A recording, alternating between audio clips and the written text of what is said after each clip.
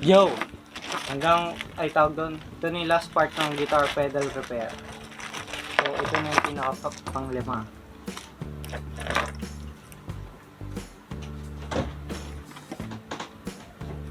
Joyo Vintage Overdrive clone, or simply clone ng Tube Screamer. Clone ng Tube Screamer. Iso na ito, wala siyang chip, wala siyang opamp.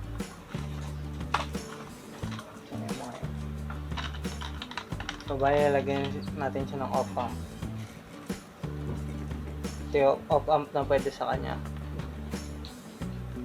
JRC 4558D.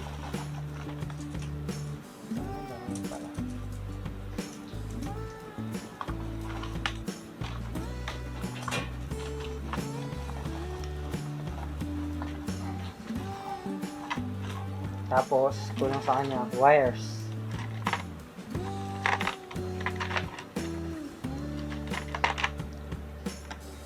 So bali test natin siya, and pati potentiometers.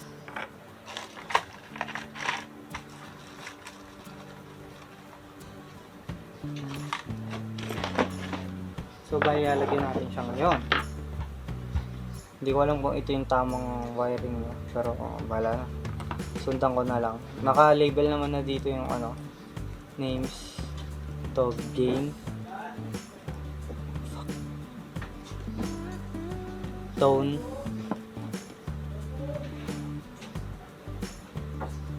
ito yung volume. So bali ito yung potentiometers ko. 100k para sa gain, 20k para sa tone, 500k para sa volume. Tapos nandito rin yung footswitch, jacks. So bali una munang gagawin, lalagyan ng input voltage ng wires. O bali putol ako ng wire. Ito pala yung case nya. Bali dito ako pagbabasehan yung haba. So bali mga ganyan. Same din siya sa may black wire.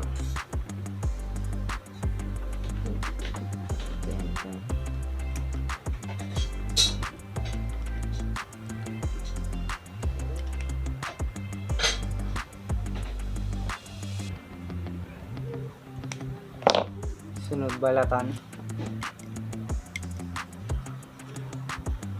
then ilagay siya. May label na pala siya na nakalagay dito, positive plus negative.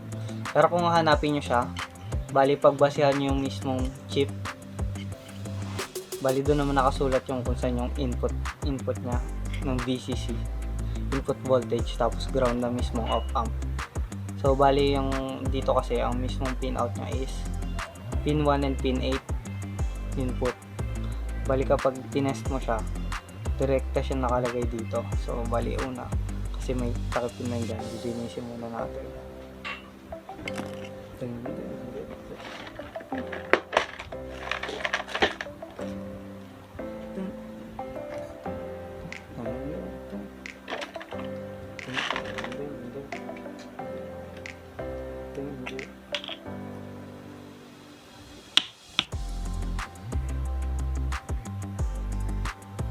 So ayun, corrections lang.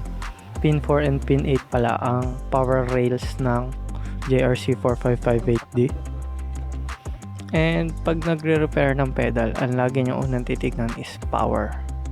Check nyo if nakakakuha ba ng saktong power yung pedal. Kasi pag may problema ka sa power, syempre, problema mo lahat. Kasi andun yung rail eh.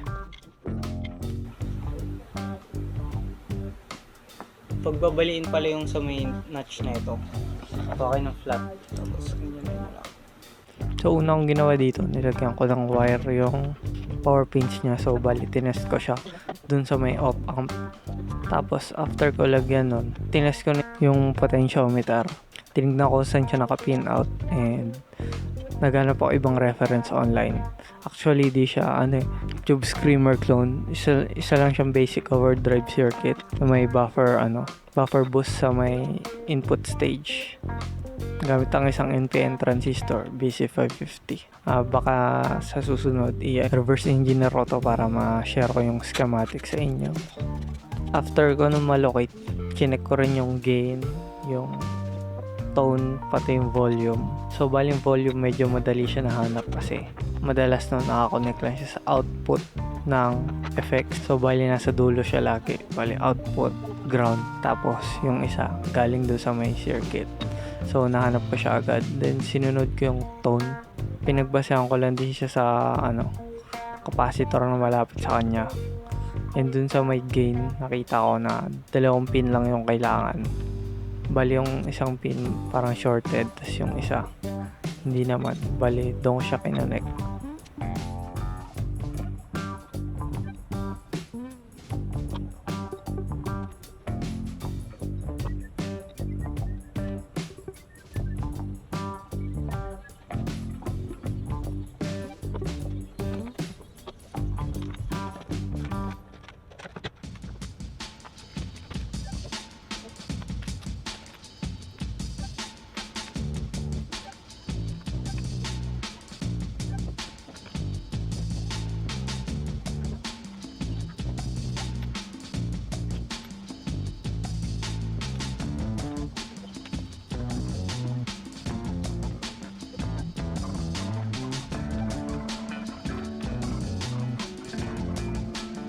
Testing.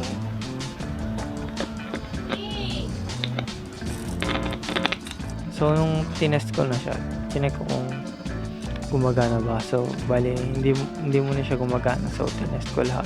Tapos tinry ko rin palitan yung opamp. So napalitan ko yung opamp, doon na siya gumana.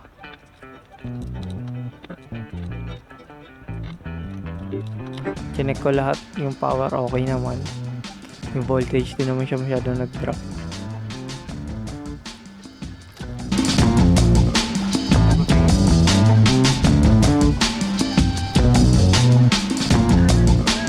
So, gumagana na siya.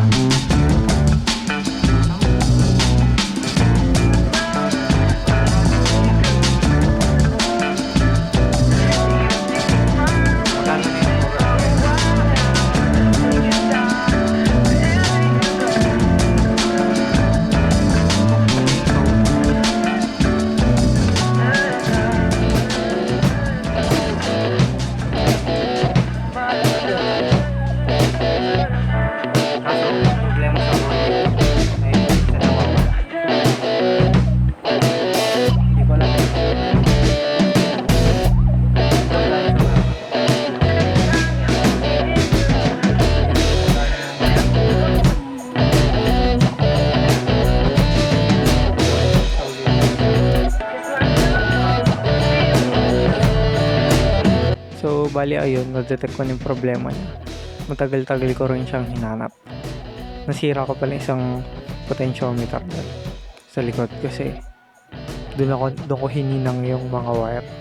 So, bali hindi kasi siya tulad ng potentiometer na pang gitara na may bilog o doon pwede ipasok yung mga wires para mas madali hinangin. Yung sa akin kasi pins pang PCB siya.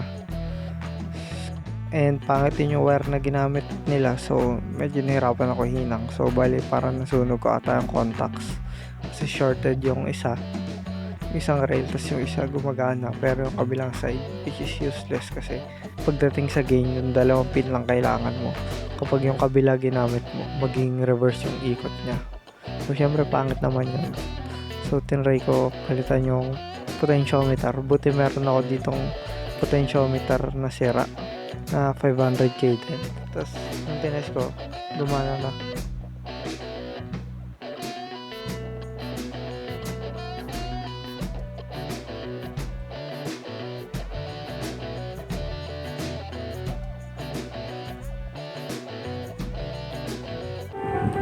So ayun, gumagana na siya.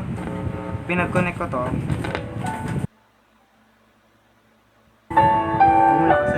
Bumulakasan dyan. Hindi maingay to pag in-on kayo distortion. gain pala yun.